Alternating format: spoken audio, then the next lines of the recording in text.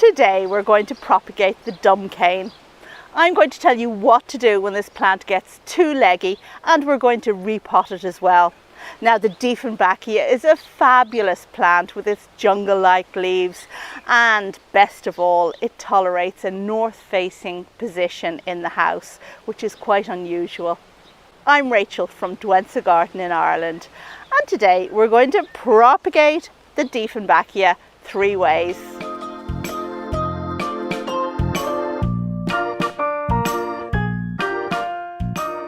You are very welcome to this video all about propagating my poor Dieffenbachia, and as you can see, this little baby has had a bit of an accident. So it fell. It was in its usual position in the house, just minding its own business, when suddenly during dinner, kaboom, and the plant fell onto the floor. And here it is, just lying there, and we can see immediately what the problem is. The root ball is far too small for the size of the plant, and that's come about because the roots have rotted. It was in far too dense a mix. Well, we're going to sort that today. In today's video, we're going to do 3 things.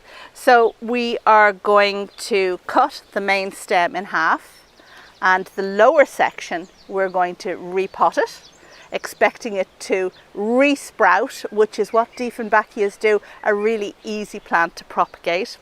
We're going to do a tip cutting with the top bit of the stem. So this has no roots, and we're going to plunge the base of the cane into soil, and that should begin to grow roots. And then with the second cane over here, we're going to chop it up, and we're going to make cuttings, stem cuttings, from all the little pieces that are on there. So let's head to the greenhouse and get on with it.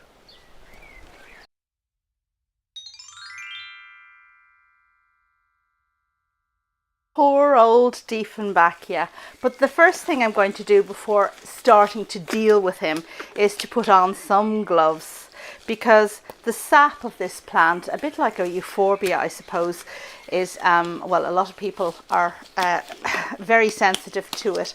And in fact, the name Dumbcane comes from the fact that if you actually eat this plant, it'll paralyze your tongue and your mouth, making you unable to talk. Well, let's not do that. And the second thing I'm going to do before I get stuck in is to sterilize my knife, the cutting knife that I'm going to use. A nice sharp cutting knife, and I've sterilized mine by boiling some water, and while still boiling, just pouring it over the blade. So let's have a look at what we've got here. Just removing these ineffectual stakes, and we can see what the problem is here immediately. This is a very big plant, and it's got not so much root at all, and that has happened because the roots on this plant have rotted over time because the mix was far too dense. So I am going to give it a more open mix this time with lots of orchid bark in it and perlite, so that the poor roots can breathe a bit better. Also, as you can see, the canes are very, very long, and well, that's great, isn't it? But Dumbcanes do have the habit of getting leggy as time comes on, and the top growth, which is where the beautiful jungle-like leaves are, is what's really important for this plant, and it usually loses leaves down lower. So it makes sense to propagate it every now and again. And what I'm going to do first off is I am going to cut this large stem in half. Maybe I will cut it round about here. And when I do that, the lower part will get potted up just as if it were a normal plant. It does have roots after all. And the top part will get plunged into soil. And do you see these little lines all the way up? Now, this is scarring that has come about when previous leaves died off and fell off, and we can see some little sheaths there that need to be removed. Well, these are invaluable because these are the nodes, and it's from here that new growth will emerge. So let's just turn the plant so that the cane is lying flat on the chopping board, and let's get the sterilized knife. So here I'm going to cut between two nodes.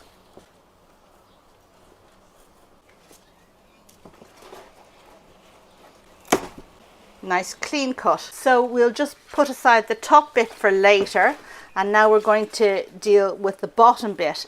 And as you can see here, I have two canes, so I wonder, can you see that? And it's not like you can actually propagate Dieffenbachia from divisions, but that's if the plant produces pups. This one hasn't produced pups, but there is a second cane growing from the side of this one, and this is the one I'm going to just cut up for cuttings. So I need to remove it, and again with the trusty knife, let's see what we'll do.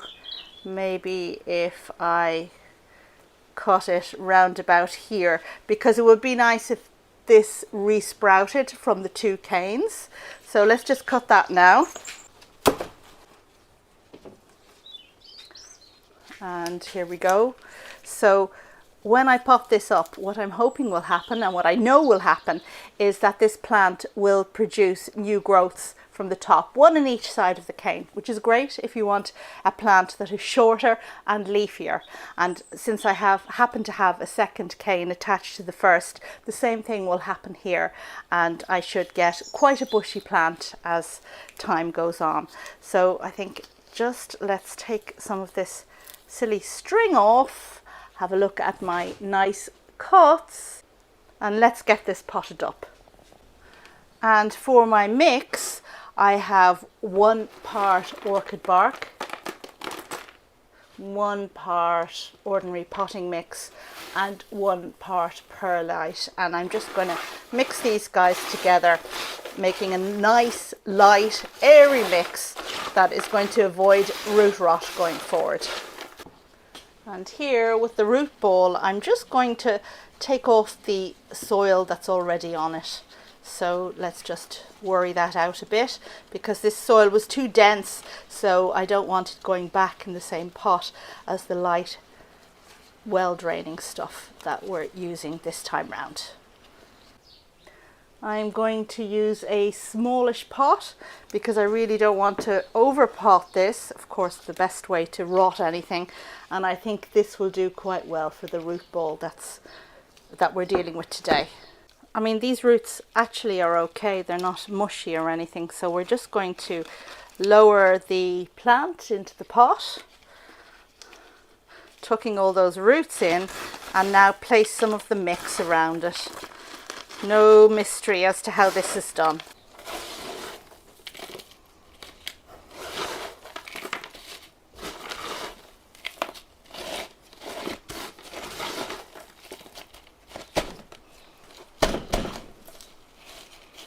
Okay, now we're going to deal with the bit that I want to keep the top growth from.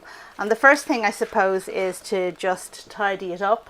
So some of the top growth broke when the plant fell, and we will perhaps just cut that off with the knife.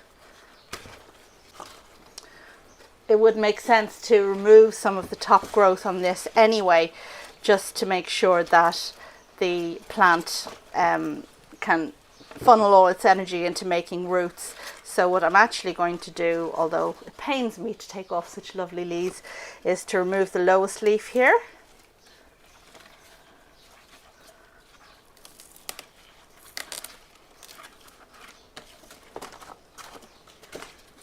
And some of these sheaths. And can you see that the stem on this top cutting is a little bit bent? So what I'm actually going to do is just cut off the lowest section here, just to have a more straight plant. So maybe let's just cut it here, I think.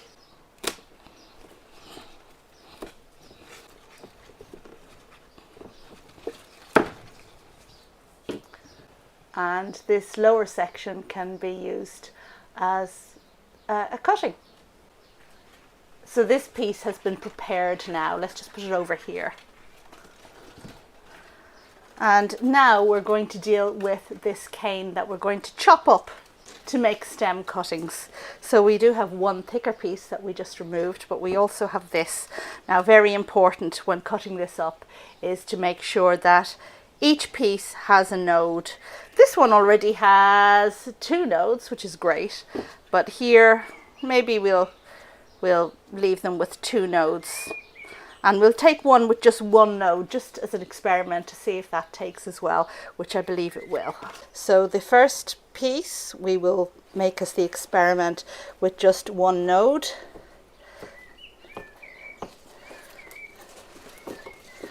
And then the others we'll chop to have 2 nodes.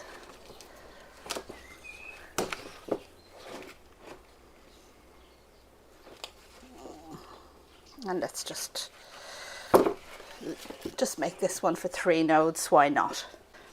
And here we go, some nice clean cuts here, but you can see already how the white sap on the inside of this plant is oozing out, which is why I'm wearing the gloves. I don't want that to go on my skin.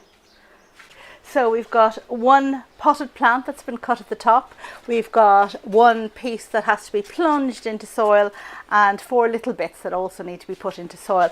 But there is one more step. So these open cuts need to callus over a little bit. So I'm going to leave this piece and this piece overnight, 24 hours at least, to just see if they callus over and close up a little bit so that we avoid rotting when they get buried in the potting mix. This, on the other hand, with the roots, can be watered straight away. And very importantly, all of these are now going back into the house. It's very sunny out here in the greenhouse, and I've brought everything out to record out here just because the light is better and I was making a bit of a mess. But this is a plant that's been on a north facing window, so the last thing it needs is direct sun like this. It needs to go inside where it's warm and where it's well, you know, a lot less sunny. And stay tuned for the next step. Hello folks, it's me again. It's 2 days later and we're now going to pot up the top cutting from my Dumbcane and the stem cuttings from my Dumbcane, and I have left it 2 days. This one is a little bit limp, so we hope we can revive it quickly. Now the first thing we need to do is to make up a mix, and you saw yesterday or the day before yesterday how I used a mix that included orchid bark. For cuttings where we want small roots to grow, I don't think orchid bark is really the thing. We do want it to be aerated, but we don't want it to be so lumpy that the small roots can't get any purchase. So what I'm going to do is make up a mix which includes 50% perlite, which is this white substance here you can buy in garden centres, and 50% potting mix. I'm going to give it a really good mix. Now, the other thing that I'm going to do is to moisten this mix ever so slightly. And that's because the perlite can be very dry, and these are cuttings that need to get moisture in to activate them as quickly as possible. So I'm just going to take a little bit of water and add it in.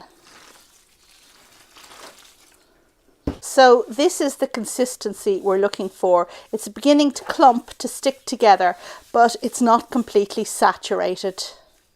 And now for the pots, and I choose a deep one for the top cutting because we're actually going to plunge this deep into a pot so that several of the nodes are covered, giving it the best chance to get going.